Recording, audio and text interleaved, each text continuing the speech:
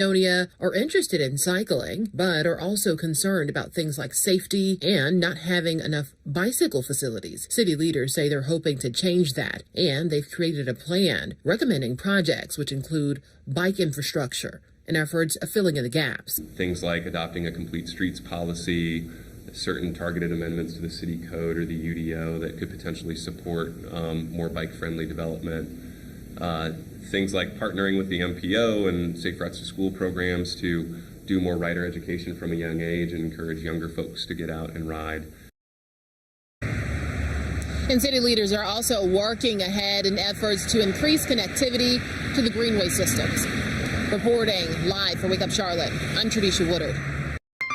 Hey YouTube, this is Chief Meteorologist Brad Panovich here at WCNC Charlotte. We want you to head over to our Weather IQ YouTube page, where we're making you smarter and safer. We have a passion for weather science, and we want you to understand what's happening when the weather changes, because in the end, that's what keeps you safe. It's not about being scared, it's about being informed. Browse our collection of fun and informative clips and look for new segments every week. We're here to raise your weather IQ. Experience the difference on WCNC Charlotte. Welcome to the weekend, everybody. Sunshine, sunshine, sunshine. It is a beautiful entryway into your Saturday and Sunday and Friday. Not doing too bad. We got a high pressure systems to control in this forecast. We will have a front that eventually creeps in by the back end of the weekend, bringing rain on Sunday, but not today nor tomorrow. We should be at 86 degrees. We don't need that 6-degree range. Instead, we're right around 80 degrees, and that is delightful. Sunshine making you feel warmer, and winds at about 7 to 12 miles per hour. So you can see we're rocking really the upper 70s for most of the afternoon,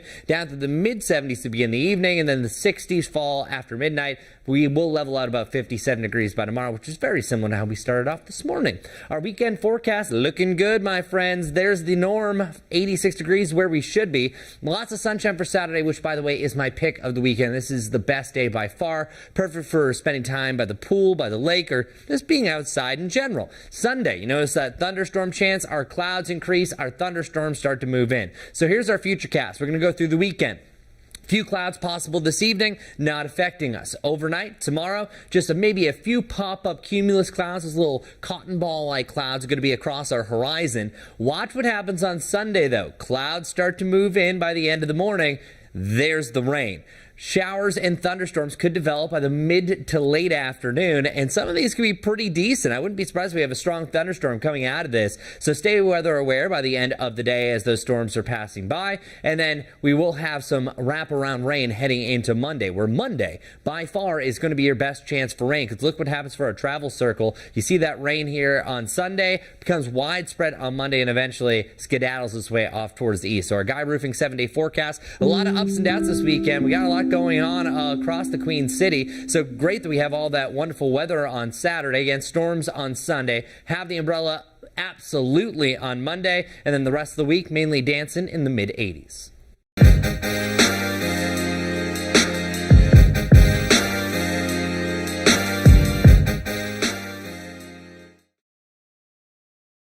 And thanks for joining us for the news at 11. I'm Jane Monreal. It has been over 2 weeks since a massive fire engulfed that South Park Fire apartment complex that was under construction. Today, the family of one of the two men that died that day saying goodbye. Firefighters were able to rescue 15 people from the flames, but 2 construction workers never made it out. The men were identified as DeMonte Sherrill and Reuben Holmes. Today, Sherrill being laid to rest in Kannapolis, surrounded by friends and family. WCNC Charlotte's Jesse Pierre spoke with some of his loved ones tonight. DeMonte is just an all-around good kid, and this is so tragic that he had the demise like that. You know, he was doing the best that he could, and it just wasn't fair for my nephew to have to go out like that. 30-year-old DeMonte Sherrill is one of 2 construction workers who died in the May 18 blaze. Fire officials described it as a fast-moving fire with high heat conditions of well over 2,000 degrees, sending dark black smoke into the air. Reuben Holmes and DeMonte became trapped inside the multi-story apartment complex and were not able to get out. Saturday afternoon, DeMonte was laid to rest. Family and friends gathered at the Covenant Presbyterian Church in Kannapolis, some wearing red shirts with the picture of DeMonte on one side and the words "Forever in Our Hearts" on the back. It was always a good time with DeMonte, even when he was a child. Loved ones say DeMonte, a father of 4, could light up any room, and this is a tough loss for anyone who knew him. Just all around loving guy, real fun guy. Somebody was sad, and DeMonte came in there. You laughing by the end of the time DeMonte walked out that room. Meanwhile, the North Carolina Department of Labor began a lengthy investigation into the fire. The department quickly sent compliance officers to the site to begin inspection and to make sure crews followed all state and federal rules. Final reports could take about 6 months. While loved ones wait for answers, they remember DeMonte and say his spirit lives on. We all gonna miss him, but we lose that flesh, but that spirit is always gonna be there. He gonna be here watching over them kids. He gonna be here watching over his family. He gonna make sure everybody good. Jessie Pierre, WCNC Charlotte. Welcome back. Let's talk Where's the Money? And this one has to do with robocalls. We've all gotten those calls, right? Where they call you, they don't stop, it's relentless. How about those ones where there's like 1 digit off from your own phone number? They're trying to trick you. These are all scams. So let's talk about it. How to avoid these robocall scams, because that's really what we want to do. The first one, just don't answer. It's very simple. I made this up. If the number's unknown, leave it alone. You like it? But that's really what you should do. So if you don't, I'm trying here. If you don't know the caller and you look at the number and you're like, that doesn't look familiar, just don't answer it. There's no harm in that, and it will protect you in many ways. The second thing, take no questions. No questions, please. Do not respond to any questions, especially ones you can answer with a yes or a no. Now, protect your information. Do not be fooled by even the most sophisticated scammer pretending or impersonating to be someone who's legitimate and reputable. Never give out any personal information to a random caller, ever. The fourth thing is get some help. Call the phone company, because the phone company will have call blocking tools. And this also goes for your cell service company as well. And then research apps. Brad was just talking about this. He's got multiple apps on his phone that actually stop or either identify the robocalls so you know before you pick up.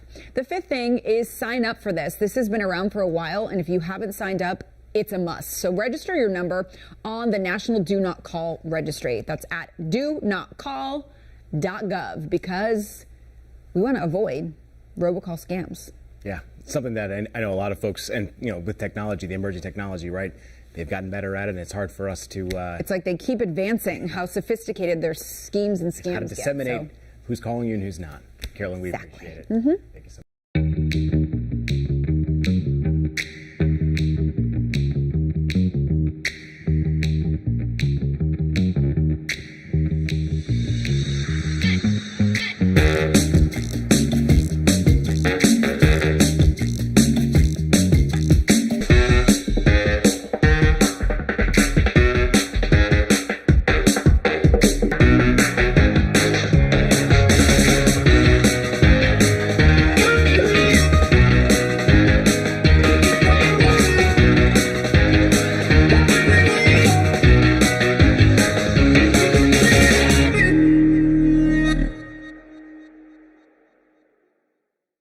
Well, the Carter Work Project to benefit Habitat for Humanity is returning to Charlotte, with WCNC Charlotte as a proud partner. Volunteers will come together to build 39 new homes at an affordable housing development near the airport in West Charlotte. Now, most of the construction will happen the first week of October, and the neighborhood is actually going up on land with very special meaning here. WCNC Charlotte's Sarah French shares how Habitat is seeking solutions to this affordable housing crisis. This field of dirt will soon be home sweet home for dozens of families. It's the site of a new affordable housing development, 39 single-family homes. This is something that has been envisioned for years. Habitat for Humanity of Charlotte CEO Laura Belcher says the land has special meaning. The land actually is the former site of the Plato Price School, which had many great prominent graduates from the African American community in the 50s and 60s. Some of the students were interviewed for a Habitat video as the housing project moved forward. My name is Eddie Lee Hoover, MD. I'm a proud product of Plato Price High School. I am Nellie Ashford, class of 1961, the greatest class of Plato Price High School. Founded in 1915, Plato Price School stood as the centerpiece to a once thriving black neighborhood in West Charlotte. The school was named in honor of Mr. Plato Price, a Mecklenburg County Board of Education member and a staunch advocate for education opportunities for African American children. The school had several notable alumni, including prominent cardiothoracic surgeon Dr. Eddie L. Hoover, renowned folk artist Nellie Ashford, and former Congressman Mel Watt. Plato Price High School had a sense of pride. It was a very tight community.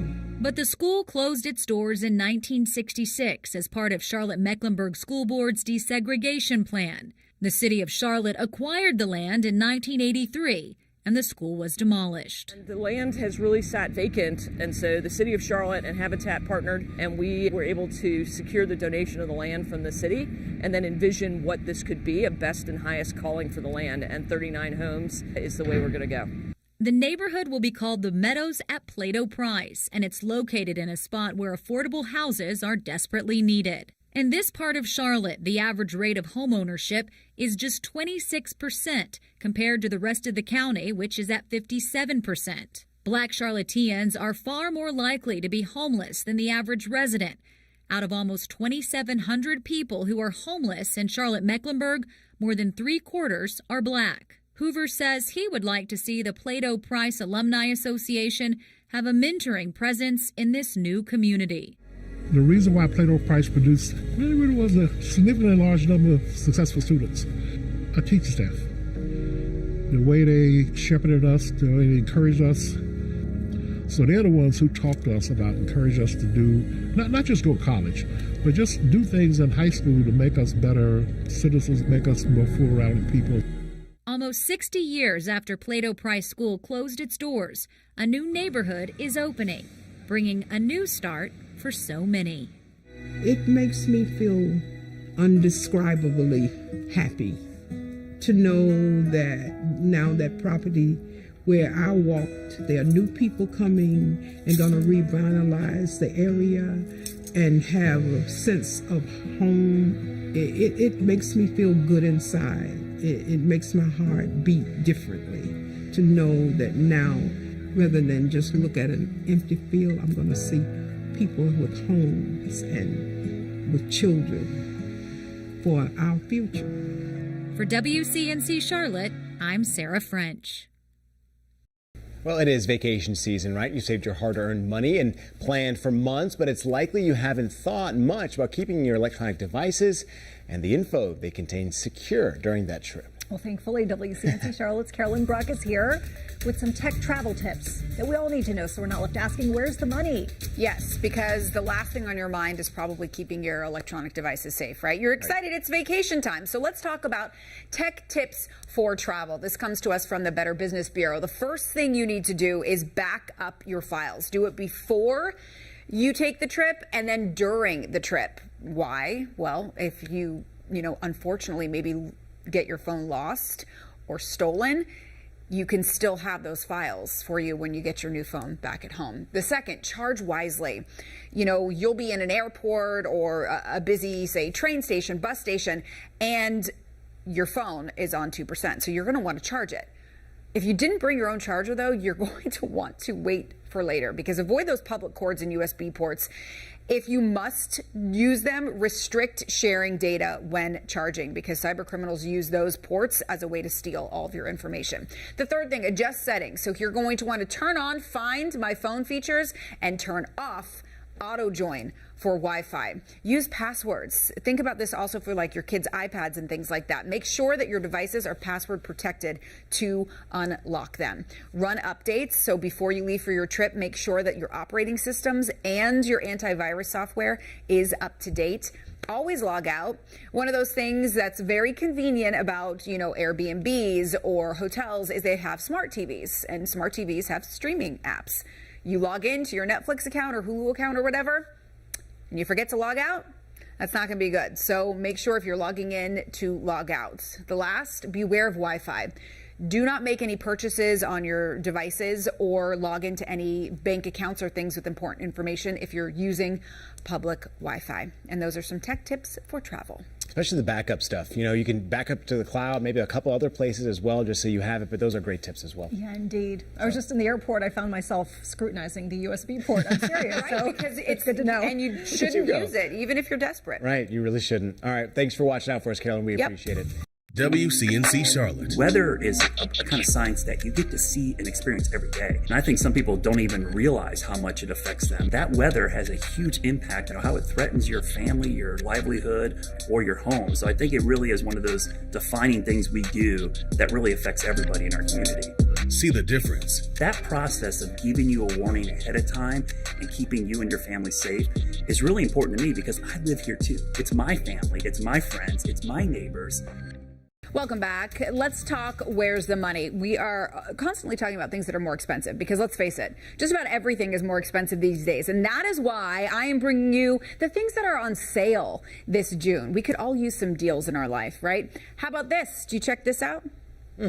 Custom photo gifts. Who's that? That's you and Vanessa. I gotta get a new picture, man. Well, in case you want to get a mug of yourself, custom photo gifts. This is actually for Father's Day. The whole point is give dad something personalized. You can get these custom photo gifts. The average discount is 45% right now. The second thing, home and garden products. This is ahead of the Father's Day holiday. Things like gardening tools, tools for the house, home improvement products. The average discount on that, 30% off. Outdoor gear. You might not think that this would be the time because this is the time where it's super popular to buy camping equipment and things like that. But actually, this is what these outdoor gear shops, they use June as the kickoff to summer. And so they want to push some of that inventory out. And you can find 25% off. We're talking things like hiking boots, inflatable pools, things like that. Casual clothing. If you need to, and spring clothing as well, so you'll get some discounts on spring clothing, but casual clothing, like basics for summer, you can pick that up for 24%. That's very specific. And what about sunglasses? We all need sunglasses when the summertime hits, that's for sure. Now, yes, it is true that you will get a bigger discount at the end of the season, so when summer's over, but leading up to the 4th of July holiday, when they have big sales, that's when you can find the best discounts. So the end of June, you'll be able to get 15% off there. And that is what's on sale this month. It's good to see there's no ties on that list. A lot of dads get ties, you know what I mean? Dads get ties, or there's such the stereotypes, right? Dads with ties, the cards are always like, or tools, or remote controls. Dads do a lot of different things and have a lot of interests. So get your dad what he wants, like a Colin and Vanessa mug. There we go. I don't know if he wants to drink out of that. Well, you know what I'm saying. Carolyn, thank you. Love it. All right, still ahead. And tonight at 6, pending legislation could soon help the Mecklenburg County District Attorney here hire more prosecutors to help clear out the criminal court's backlog. Thanks for joining us here at 6. I'm Colin Mayfield. And I'm Vanessa Rufus. Right now in Mecklenburg County, it's actually taking up to 5 years for someone charged with murder to get before a jury. But North Carolina legislators are taking action to fight this after a story we did highlighting the court backlog. That's right. WCNC Charlotte's Michelle Bowden has been on this story for years, joining us now with the latest attempt at seeking solutions. This is a pretty big step in tackling a pretty big problem, getting more money for prosecutors. The DA calls it fair pay based on the cost of living. It's a wonderful innovation that's come out of Raleigh. I don't say that often, but I'm saying that today. Mecklenburg County's district attorney says he's grateful for pending legislation that he believes will mean big changes for his office and the community. At this time where we're facing some of the gravest challenges with regard to recruitment and retention, that locality pay idea would help us a lot. Locality pay would bump up salaries for public defenders and prosecutors based on the cost of living in their city. Representative Terry Brown just introduced the bill trying to make it happen. And it requires to be able to have enough to deal with the backlog our courts have. So in order to deal with some of that glut, we want to make sure we can hire new folks and keep the folks we do have. The DA says between COVID delays and staffing shortages, his office is overwhelmed with hundreds of people charged with felonies awaiting trial and people charged with murder now waiting up to 6 years before facing a jury. We first brought the issue to Representative Brown a few months ago. So I'm looking forward to going back and talking with my colleagues on both sides of the aisle. This legislation is what he calls his first effort at fixing the backlog. It's important DAs all across the state are suffering shortages. Been a number of people who, by the time we get to the point of salary and what I can offer them, have said, walked out of the door, and they say, I want to do this work and I want to do it here, but I just can't afford it. The feds already use this kind of system, and so do most other jurisdictions across the country.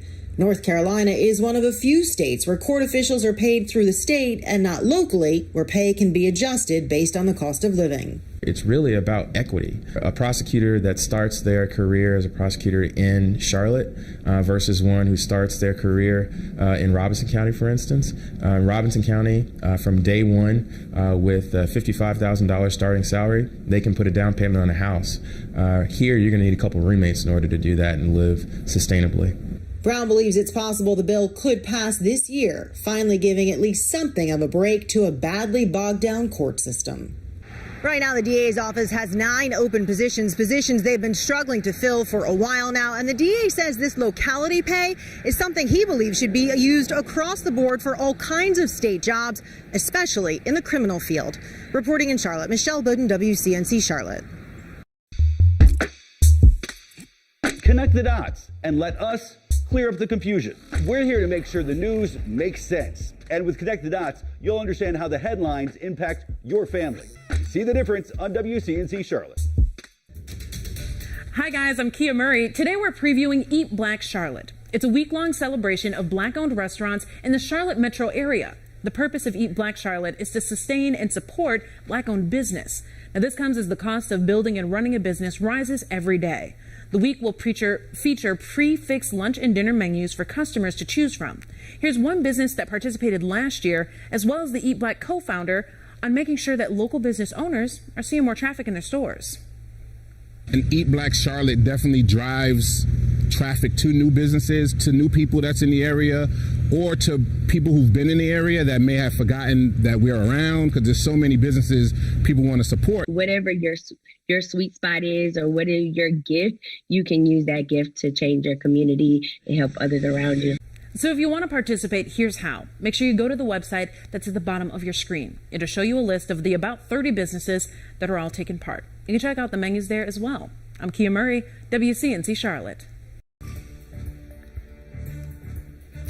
The U.S. added 339,000 jobs in May, exceeding industry estimates and marking the 29th straight month of positive job growth.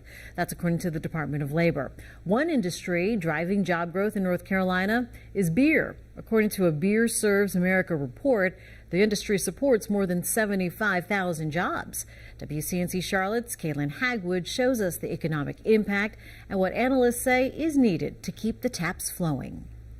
Beer is big business in the Tar Heel State. A new Beer Serves America report shows the industry supports more than 75,000 jobs and contributes more than $12.8 billion to the state's economy. Beer's been around since the beginning of the United States and prior to that, and it continues to be the #1 beverage in America for adults. Tim Kent leads the North Carolina Beer and Wine Wholesalers Association and says the impact goes beyond the beverage by supporting jobs in manufacturing, retail, distribution, and more. It's a fast-moving industry. There are a lot of new entrants to the business. We have 500 craft brewers in North Carolina, and they're all having a major impact. One challenge is finding the right people to help. We're having difficulty hiring and keeping CDL drivers who can then transport the beer to the marketplace. If there's one big challenge that we face in the industry right now, it's available labor. Despite this, Kent says the report shows growth and resilience for an industry with a place in American culture. Beer continues to have a lasting impact on the North Carolina and the United States economies. I don't think that's going to change anytime soon. Caitlin Hagwood, WCNC Charlotte. Welcome to the weekend, everybody. Sunshine, sunshine, sunshine. It is a beautiful entryway into your Saturday and Sunday and Friday. Not doing too bad. We got a high pressure systems to control in this forecast. We will have a front that eventually creeps in by the back end of the weekend, bringing rain on Sunday, but not today nor tomorrow. We should be at 86 degrees. We don't need that 6-degree range. Instead, we're right around 80 degrees, and that is delightful. Sunshine making you feel warmer, and winds at about 7 to 12 miles per hour. So you can see we're rocking really the upper 70s 70s for most of the afternoon, down to the mid-70s to begin the evening, and then the 60s fall after midnight. We will level out about 57 degrees by tomorrow, which is very similar to how we started off this morning. Our weekend forecast looking good, my friends. There's the norm, 86 degrees where we should be. Lots of sunshine for Saturday, which, by the way, is my pick of the weekend. This is the best day by far. Perfect for spending time by the pool, by the lake, or just being outside in general. Sunday, you notice that thunderstorm chance. Our clouds increase. Our thunderstorms start to move in. So here's our futurecast. We're going to go through the weekend. Few clouds possible this evening, not affecting us. Overnight, tomorrow, just maybe a few pop-up cumulus clouds, those little cotton ball-like clouds are going to be across our horizon. Watch what happens on Sunday, though. Clouds start to move in by the end of the morning. There's the rain. Showers and thunderstorms could develop by the mid to late afternoon, and some of these could be pretty decent. I wouldn't be surprised if we have a strong thunderstorm coming out of this. So stay weather aware by the end of the day as those storms are passing by. And then we will have some wraparound rain heading into Monday, where Monday by far is going to be your best chance for rain, because look what happens for our travel circle. You see that rain here on Sunday, becomes widespread on Monday, and eventually skedaddles its way off towards the east. So our Guy Roofing 7-day forecast, a lot of ups and downs this weekend. We got a lot going on across the Queen City. So great that we have all that wonderful weather on Saturday. Again, storms on Sunday. Have the umbrella absolutely on Monday. And then the rest of the week, mainly dancing in the mid-80s.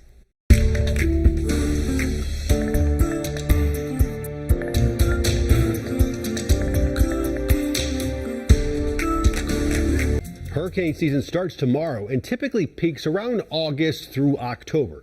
Before the season officially begins, we're getting a first-hand look into the power of one of these storms. Chris, turning the winds up to a low-end Category 4 in this week's Weather IQ. We're here at the Aerodyne Wind Tunnel, and what are we going to do? We're going to demonstrate the power of a hurricane's winds. We're going to go from tropical storm 1, 2, 3, and then max it out at a low-end 4 at 130 miles per hour. All right, it's getting real. All right, let's experience a hurricane. This is the Aerodyne Wind Tunnel, 250 feet long, 2,500 horsepower. The main thing about this simulator, you don't have the rain, you don't have the debris. This is just showing the pure power of the winds. Okay, let's do this. This would be tropical storm strength. You can walk. Picture this as a strong thunderstorm pushing through the area. But once you get to 74 miles per hour, that's Category 1. Let's go Category 1. You can feel the difference. A Category 1 is going to rip off shingles, roof tiles. Let's go Category 2. A Category 2 hurricane is winds at 96 to 110 miles per hour. I can't walk forward on my own. Debris can be thrown into windows. I can barely speak. It's an extremely dangerous situation to be outside. Let's go Major. Ramp it up to Category 3. You can feel the difference. You can feel the difference. Roofs can be blown off. Let's go to the map. This would be Category 4. Both Category 4 and 5 hurricanes produce catastrophic damage and can leave areas uninhabitable for weeks, even months. The power of wind increases exponentially. Just look what it does to my face as we increase to major hurricane status. Cute, right? Something I truly never want to experience in real life, but thanks to Aerodyne for showing us the force of a hurricane. I'm meteorologist Chris Mulcahy, WCNC Charlotte. Wow. Well, if you want to keep boosting your weather IQ, or if you just want to look at Chris again in the Category 4 hurricane, but who doesn't want to see that? Get out your phone, scan the QR code there on the lower hand right. It'll take you to our Weather IQ YouTube page. And to reiterate, there was no wind, there was no debris, and it was crazy. The strap was just hitting against me. You had like little blood spots on the side of you just because of how strong the winds were. You could actually feel it. I could feel like almost a little part of my t-shirt just like whipping against the skin. Stop. And that's just fabric. So just putting that in perspective, and also wind exponentially increases. So the damage done from say 75 to 100 is 10 times. When you go 75 to about 150, that can be up to 1,000 times the impact of the damage. I went out of Category 1. Larry did it, I said, Chris could do that. Now, many years ago I did that. I said, no, this time I just could do it. Man, would have got to Category 1. I said, okay. I would have liked to have seen Larry's hair in a Category 4. It still wouldn't move. We should say, though, this is a really cool facility up in Mooresville. It's amazing. Yeah, really neat place. Yes. Really neat place. They do an incredible thing. They do a lot of testing for NASCAR and wind. But the interesting thing, the wind is not blowing at you. It's actually, remember, it's sucked towards you. Yep. But it's not directly in front of you, the big wind tunnel itself. Okay. Yeah. Big thanks to Aerodyne. Thank you. As you and your family head outside and enjoy camps in the summer sun, you might have some buzzing friends circling around. For years, movies and TV shows would suggest you jump into water to escape the bees. But is this actually the best way to stay safe? Here's our Megan Bragg with this morning's Verify. Bees are a vital part of our ecosystem, but if you encounter a swarm of them, you'll want to know how to keep from getting stung. So our question is, if you're being attacked by a swarm of bees, should you jump into a pool of water? Our source is Nathan Chapman, museum specialist at the Schill Museum, and a 2016 article from Scientific American. Okay, so before we can answer this question, it's important to first understand the two types of bee swarms. Nathan Chapman says if you destroy or disturb a beehive, that's when you might get an aggressive bee swarm. If you notice the bees are just trying to make a new hive, you don't have to worry about them. Aggressive swarm, get as far as possible. The other kind of swarm, like they're dividing, making new hives, remain calm and just try and stay out of the area. According to the Scientific American, if you accidentally disturb an existing hive, you need to run immediately. If you can, try to get into an enclosed shelter like a car or run until the bees stop following you. Chapman says bees will do anything to stay near their hive. If the beehive is really close to water, they're going to hang around that area for like very long time, several hours. Trying to get into water and try and swim away, it'd be better to run around the pond on the outside because you're faster. For the most part, Chapman says if you spot a swarm of bees near your home or office, they're likely just trying to build a new hive. So leaving them alone, remaining calm, because that swarm can be there for a number of hours or up to days, depending on how long it takes for them to find a new home. If you discover a swarm of bees have made a hive near where you live, Chapman suggests calling a local beekeeper to safely remove them from your property. So we can verify no. If you are being chased by an angry swarm of bees, you should not jump in water to escape them. With your Verify, I'm Megan Bragg. If you have something you'd like us to verify, all you got to do, it's easy. Email us at verify@wcnc.com.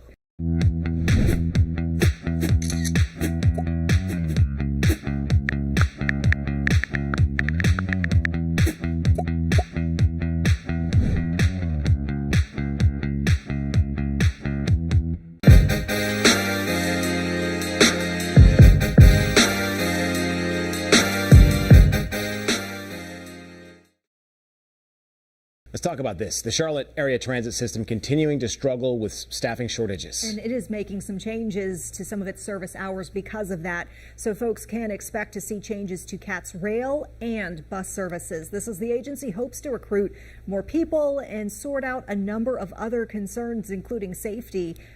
That's right. Yeah. So WCNC Charlotte's Jesse Pierre taking a look at the impacts of this. New at 6 tonight. Staffing has created some challenges for CATS, and that is why city and transportation leaders say they are offering more competitive packages and working so hard to get folks on board. We've also authorized more money for compensation, which should help us with the new recruitment, but it takes a little lead time to get the new people on staff and trained up. Staffing continues to be a challenge for the Charlotte area transit system. We have a shortage of staff. That has caused some correspondence to take place with NCDOT and the possibility to arise that we might have to adjust schedules in order to maintain staffing levels. The agency is facing multiple violations for failing to comply with the overtime policy.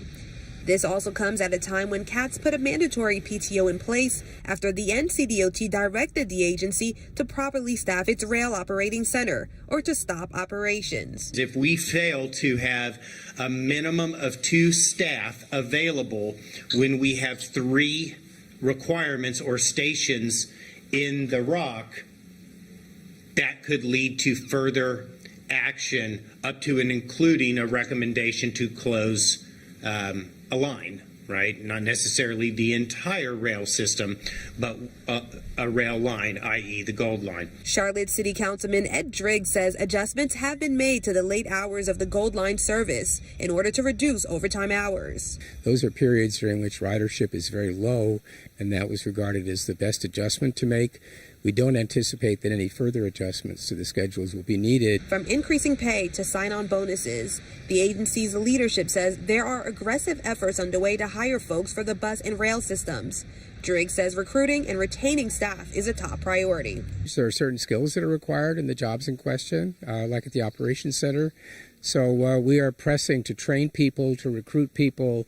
We're managing our schedules and our overtime hours in order to have the necessary complement on site at each point in time. Driggs says staffing is an ongoing effort, and he says outside of some changes in hours, he does not foresee much more impact to the Gold Line. In Southwest Charlotte, Jesse Pierre, WCNC Charlotte. Night at 6. We start here a month after WCNC Charlotte exposed potentially dangerous safety devices along North Carolina highways. The state has taken action to keep North Carolinians safe. Thanks for joining us this evening. I'm Colin Mayfield. Now, you may remember a recent investigation into so-called Frankenstein guardrails. They're improperly assembled using mismatched parts from different manufacturers. Not only are they not tested for use, they've also been associated with deaths in other states. The North Carolina Department of Transportation promised to repair those guardrails we found, so our Nate Morabito made sure the state followed through in tonight's Seeking Solutions.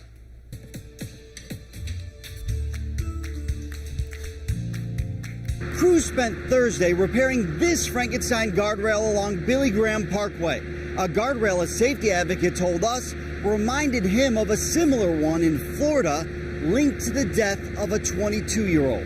What looks like a blur to passing drivers, this is a really big deal, could actually be the difference between life and death. I've seen these mismatched systems kill and maim people all across the country. This guardrail sat in the middle of Billy Graham Parkway for so long, vines covered it. We cannot just set these things and forget them. It's one of several across the state safety advocate Steve Eimers flagged as Frankenstein. I've looked at a fraction of those. And he believes there are many more the North Carolina Department of Transportation doesn't yet know about.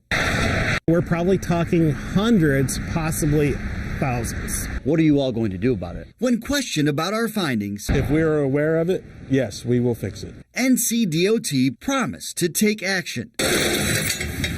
The agency reports crews have since repaired more than a dozen Frankenstein guardrails we identified, including 2 on I-77, 1 on 485, another on Wilkinson Boulevard, several in Shelby, 2 in Lincolnton, and even more on I-26 in western North Carolina. The state determined a handful of others we identified do not, in fact, have deficiencies. We do not believe it would be a cost-effective endeavor to go out there and look at every one of these. NCDOT maintains the agency is not aware of any fatalities or severe injuries involving Frankenstein guardrails in North Carolina and doesn't believe there is evidence they pose a widespread safety risk to the public. Yes. That's why Kevin Lacey told us taxpayers are better served by NCDOT using its limited resources on more impactful efforts, like replacing outdated guardrails rather than searching for improperly assembled ones. There's a likelihood that we would save more lives spending that time and money on other activities. I'm not anti-guardrail. I am anti-doing it wrong. Eimers, though, this is a square peg in a round hole, isn't convinced. This thing is Frankenstein. He's continuing his mission to find others in North Carolina so the state can repair those too and potentially save more lives along the way. This is the second one I found in 15 minutes of being in North Carolina. At the same time, crews fixed a Frankenstein guardrail in Charlotte. You'll end up in the river. He found several more in western North Carolina in just a matter of minutes. In addition to repairing this guardrail and most of the others we made them aware of, NCDOT also plans to improve training so crews install the guardrails right the first time, acknowledging some mistakes were likely made and noting some of the guardrails were installed decades ago. Nate Morabito, WCNC Charlotte.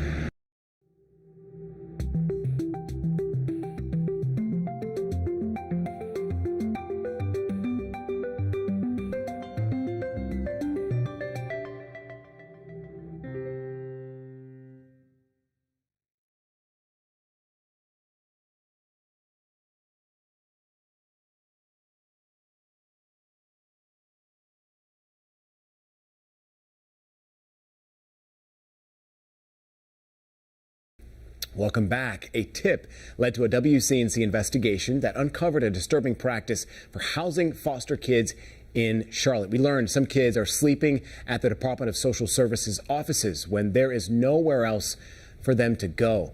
But for months, the county refused to fill in the blanks until now.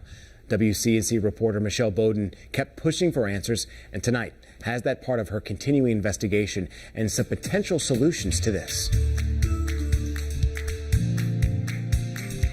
We were almost as surprised by the fact that kids were spending the night in government conference rooms as we were by the way the county handled our questions. But we kept asking, and tonight we're learning how they plan to fix this upsetting problem. It was a shocking revelation. Foster kids in Charlotte forced to sleep in a government conference room. We have had meetings with DSS leadership. They're very concerned because there are kids staying actually in their offices because they don't have placement for them. And I think there are kids staying in hotels as well. We sat down with the executive director of a nonprofit called The Relatives back in April and tried repeatedly to get the county to comment. At the time, all we got was a "we quote, appreciate your effort to assist in recruiting foster care placements."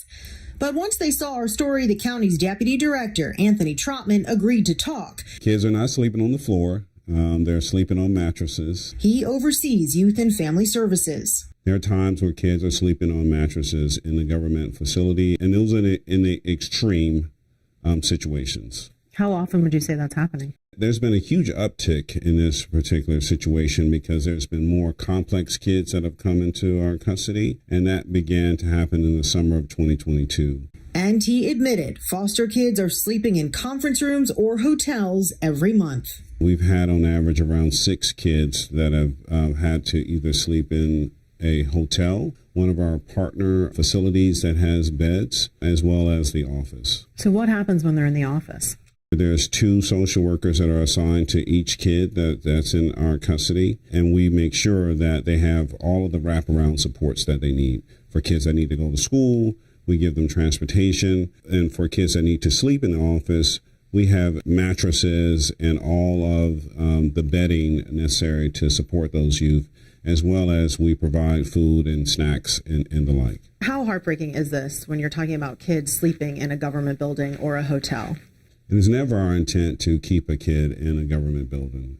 That's under extreme circumstances where a kid will be in a government building. It is our intent to put them in the proper placement setting, but when that placement setting isn't available, it is our responsibility as the custodial parent of that kid to ensure the kid's safety. The county also clarified the initial numbers they gave us. On average, there are 500 foster kids in Mecklenburg County every day who need somewhere to go. There are just 88 licensed foster care homes in the county, down from 110 a few years ago, despite the area's growing population.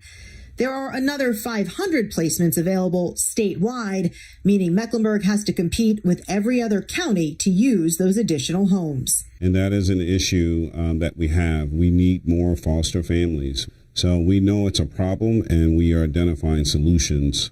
That's why Trotman says the county is now working with a marketing firm to help spread awareness, and they're making progress on building a new facility to house more kids. Where we're going to have 6 beds for girls and 6 beds for boys, because we know that there's a continued issue as far as capacity. But the facility won't be ready until 2025. If you've ever thought about being a foster parent, there are lots of support groups in town, and there are classes scheduled to get you trained. We've got all the information you need on our website, WCNC.com. Reporting in Charlotte, Michelle Bowden, WCNC Charlotte. WCNC Charlotte first brought you this story last night about the drug Xylazine, also known on the street as Trank. Yeah, it is a powerful horse tranquilizer being cut into street drugs like fentanyl and heroin. And it is being ingested by humans without their knowledge, and the effects can be deadly. We showed you how it got here and where the cases are. But what does this mean for local organizations who work with those who struggle with addiction? A big question. WCNC Charlotte's Austin Walker joining us in the studio now. What did you find out here, Austin?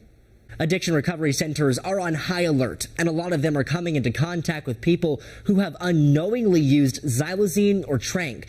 They are seeing the deep, open wounds the drug creates. They say every day it gets harder to handle. And for one facility, it says like the spread, it escalated fast. We want to warn you, the images you are about to see could be disturbing. In the town of Wilkesboro, it's a beautiful afternoon, but the infectious sunshine is drowned out. The once clear skies fill with dark clouds. The rain falls hard.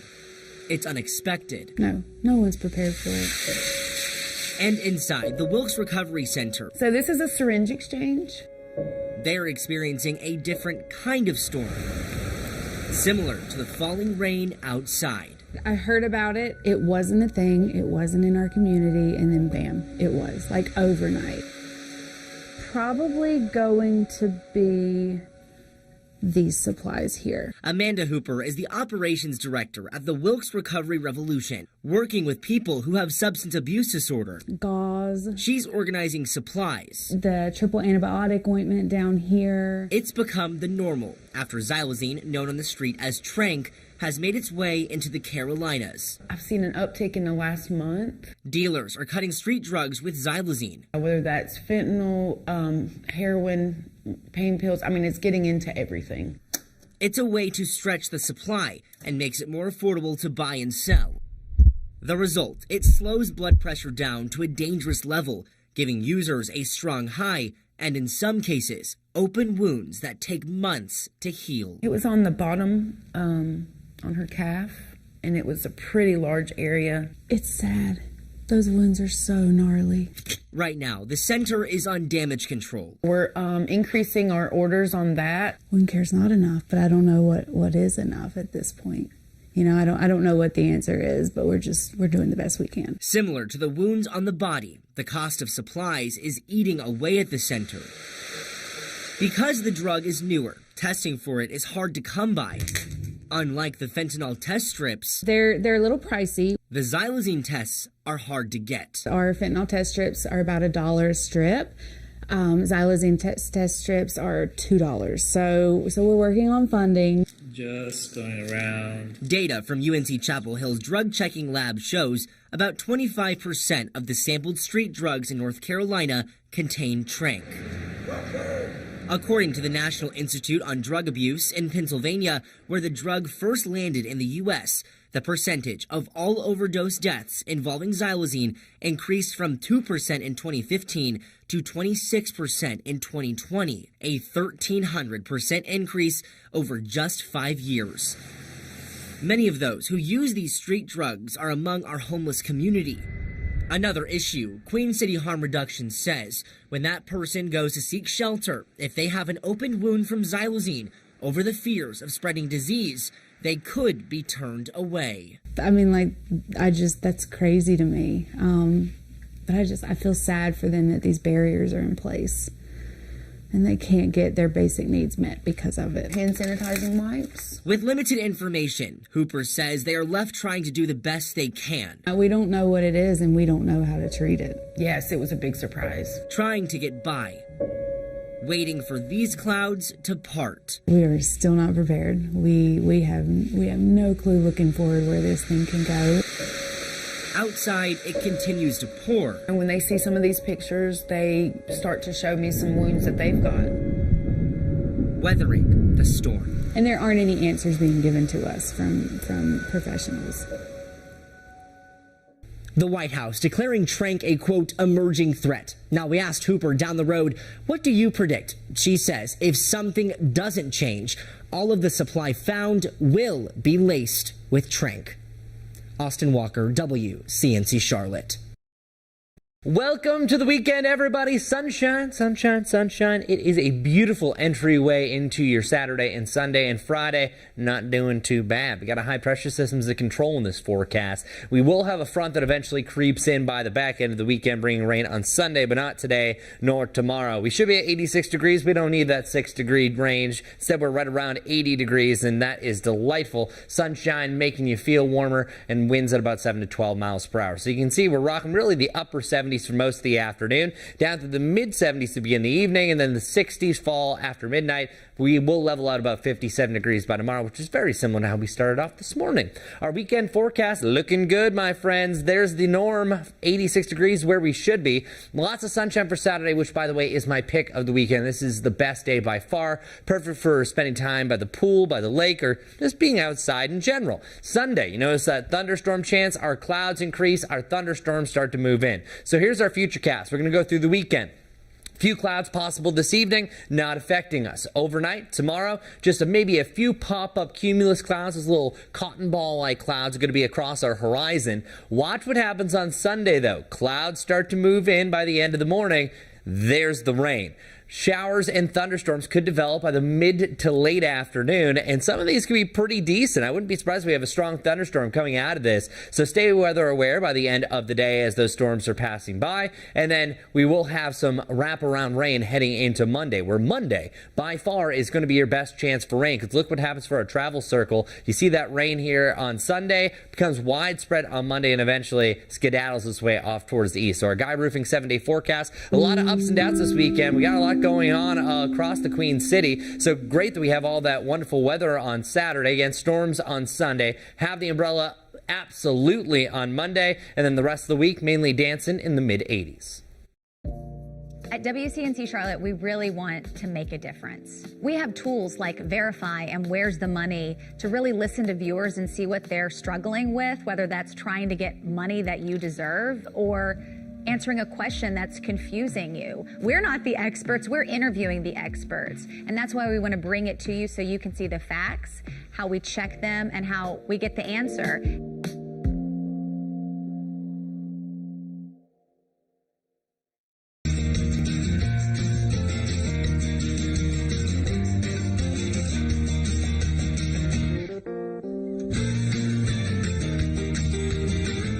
Happy Friday. Happy Friday. We made it. We made it. did. At times we weren't sure if we were going to. It was touch and go at times. Yes, it was. But we made it, and it's last day of school for a lot of kids out there. No, can you believe it? Congratulations to them. This year flew by. Yeah, and shout out to Lake Wiley Elementary School. I got to be the keynote speaker for them. Very nice. How was that? How'd that go? Oh, it was amazing. They had a great group of fifth graders. I actually went to their career fair, and some of the questions they asked me is a really bright class. So shout out to them and everyone who graduated, is graduating, and also summer vacation.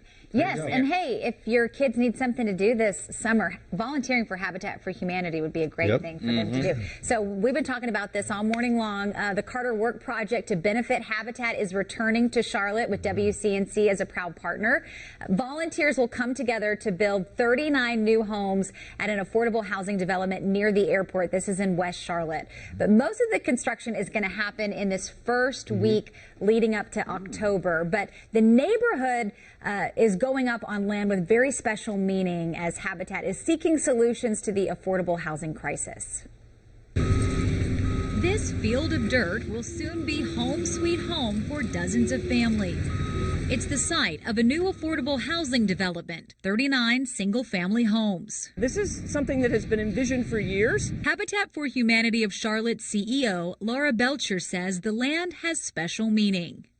The land actually is the former site of the Plato Price School, which had many great prominent graduates from the African American community in the 50s and 60s. Some of the students were interviewed for a Habitat video as the housing project moved forward. My name is Eddie Lee Hoover, MD. I'm a proud product of Plato Price High School. I am Nellie Ashford, class of 1961, the greatest class of Plato Price High School. Founded in 1915, Plato Price School stood as the centerpiece to a once thriving black neighborhood in West Charlotte. The school was named in honor of Mr. Plato Price, a Mecklenburg County Board of Education member and a staunch advocate for education opportunities for African American children. The school had several notable alumni, including prominent cardiothoracic surgeon Dr. Eddie L. Hoover, renowned folk artist Nellie Ashford, and former Congressman Mel Watt. Plato Price High School had a sense of pride. It was a very tight community. But the school closed its doors in 1966 as part of Charlotte-Mecklenburg School Board's desegregation plan. The city of Charlotte acquired the land in 1983 and the school was demolished. The land has really sat vacant, and so the city of Charlotte and Habitat partnered, and we were able to secure the donation of the land from the city and then envision what this could be, a best and highest calling for the land, and 39 homes is the way we're going to go. The neighborhood will be called the Meadows at Plato Price, and it's located in a spot where affordable houses are desperately needed. In this part of Charlotte, the average rate of homeownership is just 26% compared to the rest of the county, which is at 57%. Black Charlotteans are far more likely to be homeless than the average resident. Out of almost 2,700 people who are homeless in Charlotte-Mecklenburg, more than 3/4 are black. Hoover says he would like to see the Plato Price Alumni Association have a mentoring presence in this new community. It makes me feel undescribably happy to know that now that property where I walked, there are new people coming and going to revitalize the area and have a sense of home. It makes me feel good inside. So we're doing these stories once a month, and this is all, they're building a few of the houses now, but this is all leading up to the first week of October, where they're going to build about 20 homes in 1 week. Wow. And Garth Brooks and Trisha Yearwood are going to be here. So the Carter Work Project was started by Jimmy Carter, and he loved volunteering with Habitat. Yes, and so they have kind of passed the baton on now to Garth Brooks and Trisha Yearwood, and they're taking over. That's great. And so for the Carter Work Project, they choose different cities to do these big builds. And they were last here in 1987. And so now they've chosen Charlotte again. I didn't know where that was, and we talked about it. It's near Douglas International Airport at Morrisfield Drive, which used to be called Dixie Road back in the day, but that's where there was West Charlotte. And there is actually a plaque there indicating the famous school that closed down in 1966. There's so much history with it. B. Thompson did that. We used to work here. She did a special on PBS. It's all about Yes, you sent it to me. I'm going to have to go watch it now. It's fascinating, to the history of some of the black schools here in the Charlotte area. I saw someone on Lisa writing, I wish someone would help me with housing. That we have done features on the people who are going to be living here, and all of them applied through Habitat to live there. You can apply through Habitat, and then the people that are chosen, they told me they do these classes for them on like how to take care of your home and how to pay your bills, and they give them these educational classes that really help them. And I interviewed one woman that was part of the build in 1987, and that 32 years ago, she is still living in that house today from that original build. When people don't realize that in a city that's exploding with growth like Charlotte, affordable housing is probably our biggest issue facing the city Very right much now. so. People with gentrification that's going on, and that some people getting pushed out, other people trying to come in and can't get in. Just trying to find an affordable place to call home. You could drive all over Charlotte, especially in the area, say off Tryon, where there are big housing projects that are no longer there. And that was lower income. You wonder where those people are, where they're going. Totally. It's something to think about. It's a major issue we have here. John Kelly chiming 20 in. homes. I was going to say 20 homes in 20 1 families. week. Yeah, 20 families. Somewhere between 2 and 4 minutes in length. We will not be taking questions afterwards, and then he'll exit off of this side of the stage and through the door. Please, if you have cell phones, please silence them. Any questions? Nope. Okay. Thank you very much.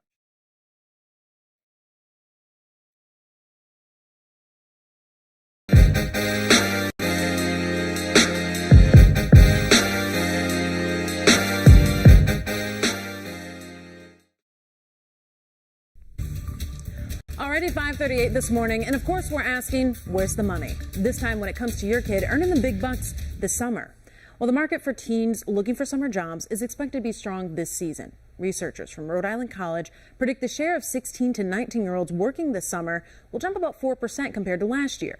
And the pay seems to be going up too. That same data says the median weekly pay in 2019 was about $280 a week. Now, last year, teens were taking home more like $300 a week. That's an increase of about 7%. And here's some tips that you can be going over with your teen. Talk with your child about what they want to be when they grow up. You might be able to find jobs, internships, even apprenticeships that can help your teen narrow down a career path. Plus, Indeed.com is giving advice too, saying make a list of your hard and soft skills that you want to develop. Soft skills are things like effective communication and critical thinking. Hard skills are more like technical abilities, social media management. Good afternoon.